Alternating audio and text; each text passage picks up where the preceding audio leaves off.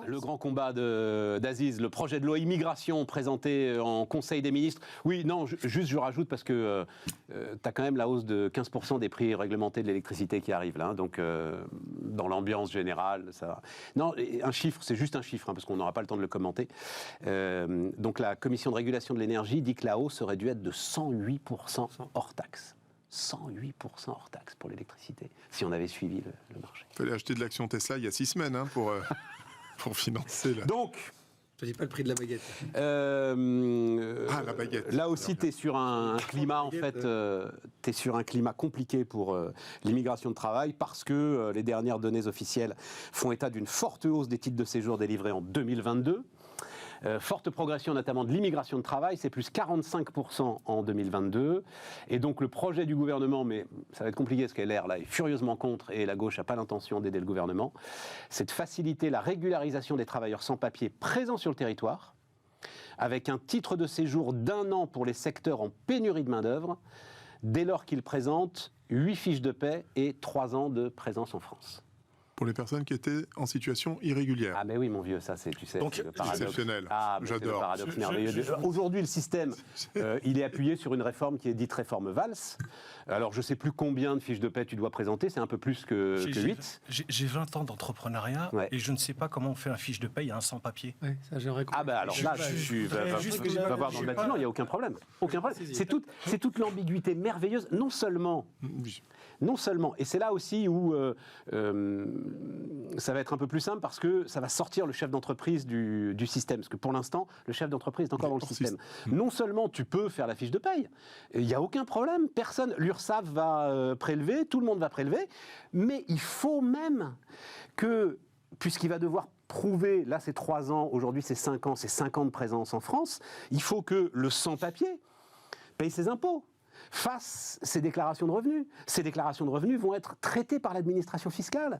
On va lui envoyer des impôts à payer. Il va payer ses impôts. Et pourtant, il peut être foutu dehors du jour au lendemain.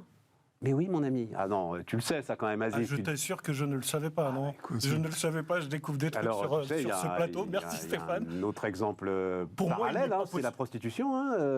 Voilà, c'est exactement la même chose. Mais là, il y a moins de fiches de paye, quand même, il y a moins de globalement. fiches de paye, mais il y a des revenus déclarés. Comment tu crées un numéro de sécu ? Comment tu crées un numéro de sécu sans papier ? Mais tu le crées, mais aucun problème. Avec quoi comme papier ? Justifie quoi pour ton identité ? Parce que quand tu fais une déclaration d'embauche... Mais tu as tes papiers à toi, tu as tes papiers, tes sans-papiers. Quand on dit sans-papiers, c'est sans-papiers, sans titre de séjour. Titre de séjour. Légaux. L'URSSAF et la directe réclament les documents. Mais tu as ton papier, Aziz Seni, né je sais pas où au Maroc, tu as un passeport marocain et aucun problème. Il demande le titre de séjour. Non. Mais bien sûr que non. C'est comme ça que ça marche dans la restauration, le bâtiment, enfin, évidemment. on a énormément. Hein. C'est pour ça qu'ils nous volent nos emplois. Non, mais je dis pas ça, je précise à ceux qui nous écoutent en podcast qu'évidemment c'est caustique ce que dit évidemment. Stéphane. Non, ça va aller dans le. Je suis sidéré que tu saches pas ça. Mais je suis sidéré surtout que ça existe, ça. Je suis sidéré qu'on puisse faire travailler. Mais ça existe massivement. Mais ce sont des centaines de milliers de personnes qui sont dans cette situation aujourd'hui. Mais bien sûr, avec des fiches de paye. Je connaissais excuse-moi, de là où je viens, je connaissais le clandestin avec des fausses fiches de paye. Pas avec des vraies fiches de paye. Je connaissais le clandestin qui malheureusement cherche à avoir ses papiers et demande à ses employeurs, des fois sur X secteur, de l'aider à avoir ses papiers. Mais je ne savais pas que l'URSSAF était complice de cette histoire, le fisc, l'État. Tu as le cas le plus courant. C'est une demande de réfugiés politiques. Donc, une demande de réfugiés politiques, le temps qu'elle soit instruite, ça peut durer 1 an, l'OFPRA, ou je ne sais plus comment s'appelle l'organisme qui s'occupe de ça aujourd'hui en France, te délivre un titre de séjour provisoire. Ce titre de séjour provisoire, il va te permettre très très facilement... Alors, a priori, tu n'as pas le droit de travailler avec ce titre de séjour provisoire, mais néanmoins... Personne ne va t'empêcher de travailler et tu auras l'ensemble du système. Pour le coup, Stéphane, je suis sûr d'être représentatif de tous ceux qui nous regardent et tous ceux qui nous écoutent en se disant mais l'État ne peut pas être complice de ça. Enfin, il fabrique le système, il l'entretient. Mais c'est tout le sujet. Attends, je vais aller plus loin en faisant mon humaniste. Tu te fais soigner en plus avec la CMU, l'ensemble des systèmes. Comment s'appelle Enfin bref, tu as l'ensemble des systèmes sociaux. Sont quand même pas trop mal faits, ça fonctionne. Et donc, tu peux te faire soigner si tu n'as pas de papier. Et tu peux aussi cotiser, heureusement d'ailleurs, tu vois, si tu n'as pas de papier.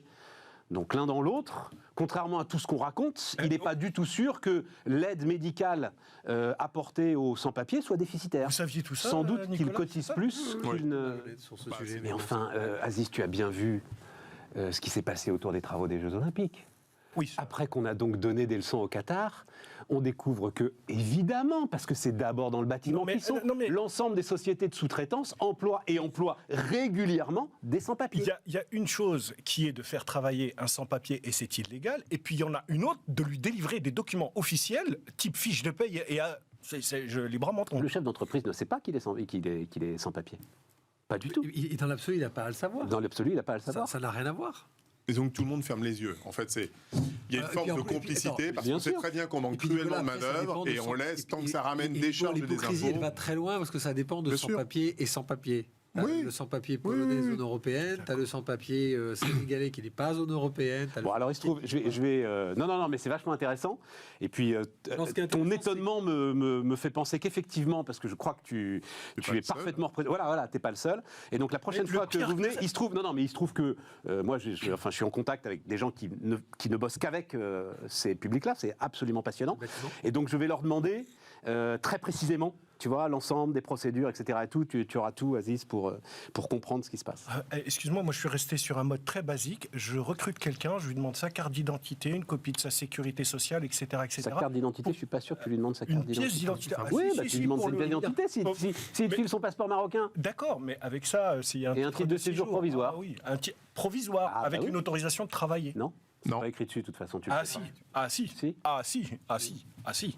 sais pas ce que tu as le droit de lui demander. C'est un titre de séjour avec autorisation. Je ne sais pas ce que tu as le droit de lui demander. Bon, mais attends. Ça passe au-dessus, quoi. Non. C'est surtout comment tu produis une fiche. Moi, ce qui m'épate aujourd'hui, les bras m'en tombent, c'est comment tu produis une fiche de paye pour et avec un sans-papier. Très simplement. C'est pas le plus grave, parce que l'entreprise, elle peut produire une fiche de paye. Là où je rejoins ce qui t'a surpris, c'est que cette fiche de paye va donc naturellement déclarer le mec aux URSSAF, à la Sécu, etc. Et il sera prélevé. Et parce que c'est pas. Et il va payer des impôts. Non, mais c'est pas dans Aziz, c'est tout simplement parce que c'est pas dans la DUE, la déclaration unique d'embauche. Quand tu embauches un salarié, tu dois faire la DUE à l'entrée du collaborateur. Tu dois rentrer son nom, son prénom, sa date de naissance, où il est né, etc. C'est pas marqué autorisation de permis de travail. Donc à partir du moment où tu as fait ta DUE, derrière, tout est enclenché, si tu veux. Mais et donc tu délivres. Nicolas, c'est toute l'hypocrisie, je le dis. Mais oui, ironie, c'est toute l'hypocrisie. Bien sûr, c'est on a besoin de cette main-d'œuvre-là. Et en même temps, on la laisse entre deux eaux. Et ça fait des scandales. Et là, LR, ils sont pas très honnêtes sur le sujet. Écoute, en tout cas, ça se fera pas. Voilà. Non, parce que tu avais très justement. Parce que là, on parle pas de cette immigration dont on nous rabat les oreilles à l'extrême droite en disant ils viennent dans nos campagnes, ils bouffent nos allocs. Non, là, on parle de gens qui bossent. Oui. On parle de gens qui bossent et qui, pour pouvoir justifier de devenir entre guillemets français, que ce soit sur un temps, s'ils choisissent un titre de séjour ou autre, il faut qu'ils attendent 3 ans, 8 fiches de paye. Il en revient pas. Non, mais attends, mais je me mets à la place du chef d'entreprise. Donc du coup, je suis sans papier, j'ai mes 8 fiches de paye et je vais aller dire que Monsieur Dupont m'a embauché sans papier pendant 8 mois. Ouais. Et donc, sans papier, avec tes papiers d'origine. Non, mais Monsieur Dupont, chef d'entreprise, il est en infraction, il a fait du travail illégal. Non, il n'est pas en infraction. Non, il n'est pas en infraction. Et jusqu'à maintenant, il est d'autant plus pas en infraction. J'espère. Le gars, il n'a pas de titre de séjour. Non, vas-y, on t'explique. Après, on va préparer le dossier.